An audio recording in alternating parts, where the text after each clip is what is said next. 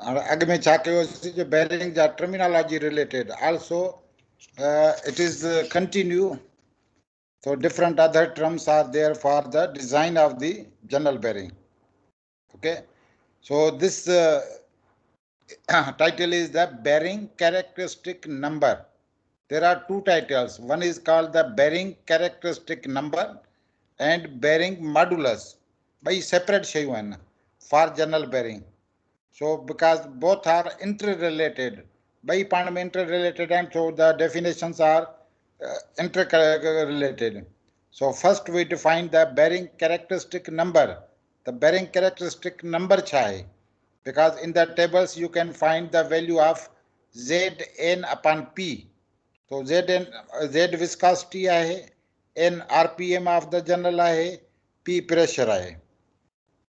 So while we say a general bearing works over the fully hydrodynamic condition, and fully hydrodynamic condition त जेकॾहिं work करे means in order to maintain the oil film.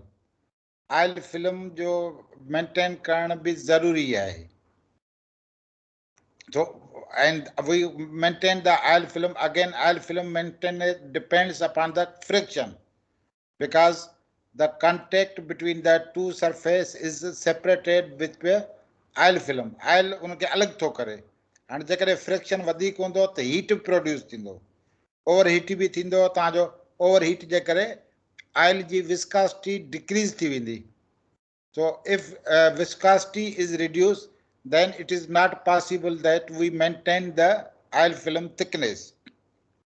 So the coefficient of friction in design of the general bearing is most important function. Okay, because it affords a means for determining the loss of power. If friction is high, we can say there will be a loss of the power due to bearing friction. It has been shown by experiment that coefficient of friction for a full lubricated general bearing is a function of three variables. असां चयो त जेकॾहिं को bearing characteristic number आहे उहो important आहे ऐं ॿियो bearing modulus आहे. Both are related to maintain the oil film. Every oil film ji maintenance जेका आहे उहा maintain थींदी coefficient of friction temperature सां related आहे. Bearing friction, temperature high थींदो तव्हांजो maintain न थींदो. Temperature decrease थियो तव्हांजो viscous fluid maintain रहंदो. So we say there are three variables. The one variable is Zn upon P. हिकिड़ो variable अदा छा आहे? ही आहे function of these three different parameters, where Z is equal to viscosity, N is equal to RPM, P is equal to pressure. And second, D upon C. So we already defined that C upon D is the diametral clearance ratio. So this is the inverse of that. I know the inverse. Again, some definition likhiya is C upon D means capital D minus small d divided by D. And unni jo inverse hai. Inverse of the diametral clearance. And L upon D is the ratio of the length of the journal to the diameter of the journal. So while we say it is the function of the three variables, T variable kedan, this is the first variable, this is the second variable, this is the third variable. So these are the three variables. So therefore we can write the coefficient of friction in mathematical form. We denote this by mu. Mu is equal to phi. This is the functional relationship. Which is functional relationship, sign of the functional relationship of three variables. One variable, second variable, and third variable. Okay, Baba, clear hai? So mu is equal to function of three variables. Ji Z और N क्या बताया आपने? Z, N और P. Z viscosity है, N RPM of the journal है और P pressure है. और इस पूरे टर्म को जो रेशियो है इसको कहते हैं बेरिंग कैरेक्टरिस्टिक नंबर. और ये हम बोलते हैं भाई ये एक वेरिएबल है क्योंकि आपकी विस्कोसिटी भी मेंटेन नहीं होता है, ठीक है, वो भी वेरी करता है विथ रिस्पेक्ट टू टेम्परेचर। अगर वो फिर आरपीएम है एन डिवाइडेड बाय पी। अभी अगर मैं स्पीड बढ़ाऊं जनरल की, आरपीएम बढ़ाऊं, प्रेशर डिक्रीज करूं, पी को डिक्रीज करूं, तो आपका value Z N bearing characteristic का ये नंबर है, डायमेंशनल लेस नंबर होगा, तो इसकी वैल्यू बढ़ेगी अगर डिवीजन पे वैल्यू स्मॉल रखें तो। अगर प्रेशर बढ़ता है, आरपीएम कम होता है, तो आपकी बेरिंग कैरेक्टरिस्टिक नंबर लेस आएगा। तो इसकी डेफिनेशन यहाँ पे भी लिखी है, म्यू कोफिशिएंट ऑफ फ्रिक्शन है, फाई रिलेशनशिप है, फंक्शन है, जेड विस्कोसिटी है, एन आरपीएम है, पी है bearing pressure, but in general case we consider the projected area. ये N upon M, M square है, ये नोट कर लें, ये स्क्वायर है। So we say that load is equal to, sorry, pressure is equal to load divided by area, ये आएगा ना, pressure force divided by area, area होगा प्रोजेक्टेड एल अपॉन डी आएगा। तो D is equal to diameter of the journal है, L is equal to C है bearing है, C is equal to diametral clearance है। Now the factor Zn upon P, ये जो term है is known as the bearing characteristic number, ये एक number है and is a dimensionless number, इसका कोई यूनिट नहीं होगा, वैल्यू होगी चाहे 10 आए, 12 आए, 13 आए, but in the coming slides we discuss that this bearing characteristic must be equal to 3 times K, K फिर होगा bearing modulus, ये जो लिखा है ना bearing modulus, ये bearing modulus। So from this graph you can understand, so if we plot, this is called the Mackey's graph, if this is the Zn upon P, ये जो क्या है Zn upon P है ये number, और ये है कोफिशिएंट ऑफ फ्रिक्शन का कोऑर्डिनेट। अगर नंबर Zn अपॉन P ये डिक्रीज होगा तो आपका ग्राफ इस तरफ जाएगा, ये समझ में आ रहा है कि यहाँ पे जो वैल्यू होगी वो Zn अपॉन P की कम होगी, यहाँ पे होगी दोनों की 0। तो अगर मैं इसकी वैल्यू बढ़ाता हूं Zn अपॉन P, नंबर की वैल्यू बढ़ेगी तो आपका कोफिशिएंट ऑफ फ्रिक्शन भी इस तरफ से आएगा, यहां से आएगा रिड्यूस, यहां से मिनिमम, फिर इस तरफ आएगा, ठीक है। तो यहां पे आया, तो ये पोर्शन जो है थिक फिल्म लुब्रिकेशन का है, यानी stable lubrication. Central part point between R and Q, ये है पार्शियल लुब्रिकेशन, और S और R ये जो है ये है थिन फिल्म।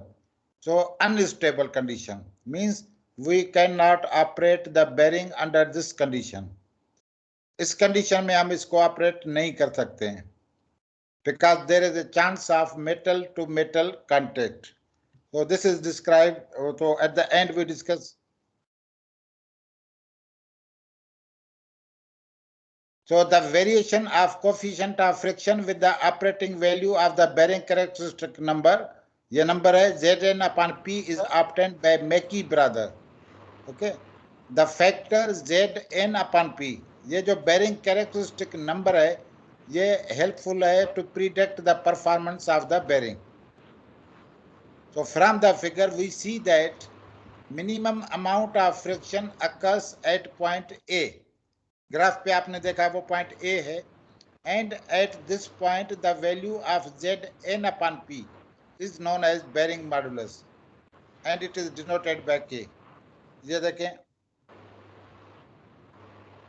ये तो this point A is the lowest point, जहाँ पे जो वैल्यू होगी, मैं ग्राफ को ऐसे नीचे लाऊं, यहाँ पे कोई वैल्यू होगी ना बाबा 02, जी सर, ये 0 से स्टार्ट होगा, यहाँ से मैं इस तरफ जा रहा हूँ, यहाँ पे कोई वैल्यू होगी, जो वैल्यू नंबर शो करेगा ये Zn अपॉन P को शो करेगा।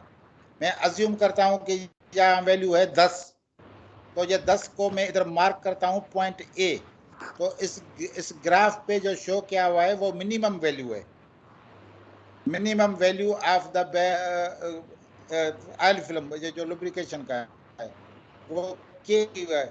ये जो मिनिमम वैल्यू है ना, इसको कहते हैं के। अभी फिर के क्या है, ये है बेरिंग मॉडुलस। या कहें कि minimum value of the Z N upon P is called bearing modulus, आप ऐसे कह सकते हैं। अभी अगर जेड एन अपॉन पी की वैल्यू मैं बोलूं 10 है, मैं इसको 9 करूं तो ये ग्राफ इस तरफ जाएगा। अगर मैं 10 के जगह पे 12 करूं तो ये ग्राफ इस तरफ जाएगा, क्योंकि ये कोऑर्डिनेट इस तरफ बढ़ रहा है और ये कोएफिशिएंट ऑफ फ्रिक्शन इस तरफ बढ़ रहा है। सर ये अभी आपने बोला था कि सूटेबल कंडीशंस कौन सी हैं इसको चलाने की? The bearing should not be operated. जी हम सर ये कह रहे हैं कि इसकी सूटेबल कंडीशंस कौन सी है, पार्शियल वाली, बीच वाली? ना तो नहीं, स्टेबल होगा जो यानी ये मिनिमम है, ये मिनिमम है, यानी ये 3 टाइम्स फिर इसका करना है, 3 टाइम्स। सही है सर।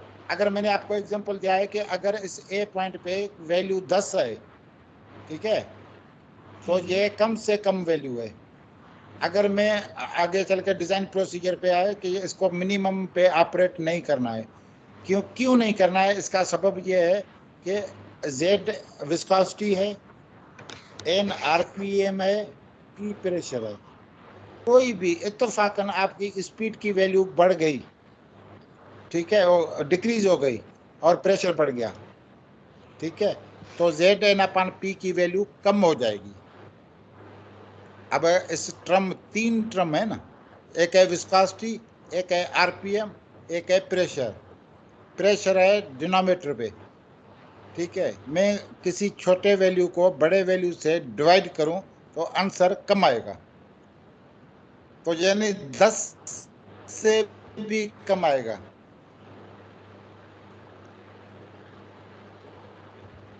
ये अगर यहाँ 10 है, मैं इसको अगर प्रेशर बढ़ जाता है, आरपीएम कम हो जाता है, तो ये ग्राफ इस तरफ जाएगा।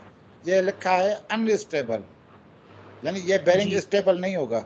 माइनर चेंज भी आ जाएगा तो आपका मेटल टू मेटल कांटेक्ट हो जाएगा, ऑयल फिल्म मेंटेन नहीं होगा। अगर मैं इसकी वैल्यू बढ़ा दूं तो ये ग्राफ इस तरफ जाएगा, और ये स्टेबल कंडीशन है, जो थिक फिल्म लुब्रिकेशन, या आप इसको बाउंड्री लुब्रिकेशन भी कह सकते हैं। तो बेरिंग हमेशा इस ग्राफ वाले साइड पे ऑपरेट, तो यहाँ पे मैं करूँ तो यहाँ पे ग्राफ सही है ना, तो यहाँ पे वैल्यू बढ़ जाएगा। अगर मैं 100 करूंगा तो 100 में यहाँ पे आएगा, तो ये स्टेबल पॉइंट पे है। और सही है सर, बिल्कुल sir. in order to prevent the such ये इधर है, the bearing should not be operated at this value of bearing modulus। अभी bearing modulus का डेफिनेशन आपको आ गया कि the minimum value, जो कम से कम वैल्यू है जेड एन अपॉन पी की, उसको कहते हैं bearing modulus, because a slight decrease in speed or slight increase in pressure will break the oil film। तो oil ब्रेक टूट जाएगा, and make the journal to operate with metal to metal contact। तो फिर मुमकिन है बीच में lubrication नहीं होगा तो मेटल टू मेटल कांटेक्ट होगा। This will result in high friction. Z N upon P है बेरिंग, जी उसकी जो मिनिमम वैल्यू नंबर है, उसकी मिनिमम वैल्यू तो मिनिमम सर एस के ऊपर आ रही है। नहीं एस के ऊपर नहीं आ रही, ए के ऊपर। सही देखें, एस सबसे पहले तो बिल्कुल ना, तो एक्स एक्सिस हमने वो प्लॉट किया, यानी आर से लेके एस तक जो है वो थिक फिल्म है। जितना वैल्यू कम होता जाएगा तो थोड़ा सा लुब्रिकेशन तो होगा, यहाँ पे होगा तो यहाँ पे मिनिमम हो जाएगा। आपका मेटल टू मेटल कांटेक्ट, यानी जनरल और बेरिंग का हाउसिंग, ये आपस में टच करेंगे तो फ्रिक्शन बढ़ जाएगा, फ्रिक्शन बढ़ेगा तो टेम्परेचर बढ़ जाएगा, तो ओवरहीट हो जाएगा, बेरिंग फेल हो सकता है। और आर से लेके क्यू तक ये पार्शियल है। पार्शियल का मतलब है फुल्ली आपका ऑयल फिल्म नहीं है, कभी टच होगा, कभी गूगल करेगा, और यहाँ पे तो फुली लुब्रिकेटेड है, Q से लेके P तक या P से लेके Q तक। ये ग्राफ को इस तरफ से ऐसे PQRS। Okay sir, okay. तो जहाँ पे in order to prevent such condition, यानी इसको अवॉइड करना है, तो bearing should be designed for a value of Zn/P at least 3 times, at least कम से कम 3 times the minimum value of the K।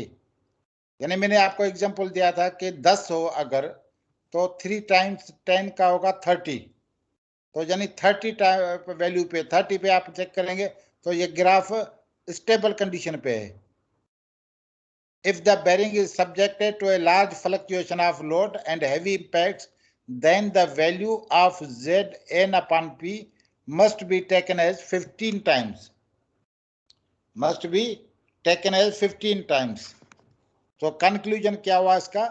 It is concluded that when the value of Zn/P is greater than K, then the bearing will operate with thick film lubrication or under hydrodynamic condition. But when the bearing Zn/P value is less than K, then the oil film will rupture. Rupture का मतलब है टूट जाना. And there is a metal to metal contact. अभी clear है ये definition?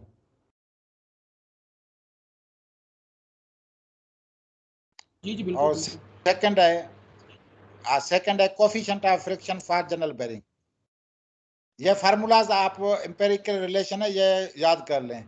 So in order to determine the coefficient of friction for well lubricated full general bearing, the following relation is stated by Mackey's brother. So ये है mu is equal to coefficient of friction 33 divided by 10 power 8 Zn/P D/C plus K।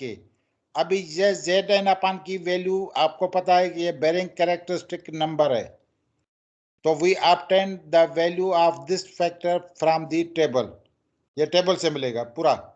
और D/C ये है reciprocal, इसकी value भी आपको table से मिलेगी।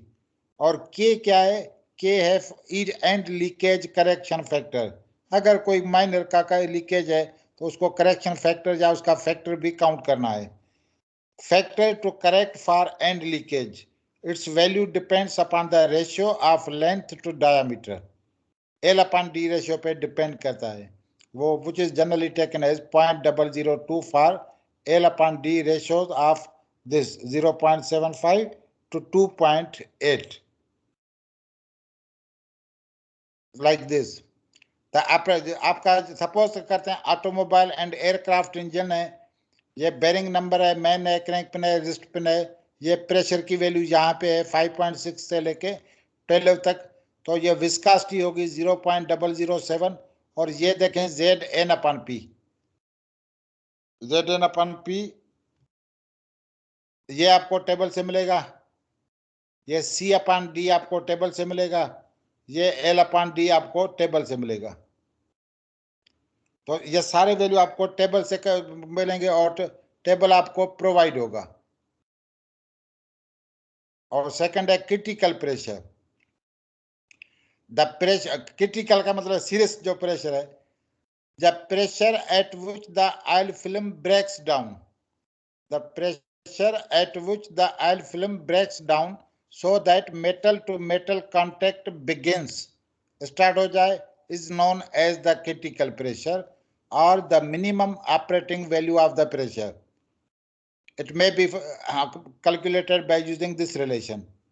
यहाँ पे अभी Zn/4.75 into 10 power 6 D/C reciprocal of the diametral clearance ratio L/D plus L, इस फार्मूला को यूज करके आप इसकी कैलकुलेशन करेंगे। और सोमरफील्ड नंबर है, again this number is a dimensionless number, is also a dimensionless parameter and is used extensively in the design of the general bearing। तो mathematically आप इसको कैलकुलेट कर सकते हैं Zn/P D/C square. So for design purpose we take this value. अभी ये तो factor आपको आ गया, ये बेरिंग कैरेक्टरिस्टिक नंबर है और ये D/C रेसिप्रोकल ऑफ दिस है, डायमीट्रल क्लियरेंस रेशियो, और ये डिस्कस बाद में करेंगे। हीट जनरेटेड है, फिर हीट डिसिपेटेड है। अगर हीट जनरेटेड और हीट डिसिपेटेड डिफरेंस है तो you provide the artificial cooling. अभी हम बेरिंग बोल रहे हैं भाई गर्म भी होगा, तो ये कितना होगा, कितना ओवर हीट करेगा, तो उसको मेंटेन करना है, कूल करना है। तो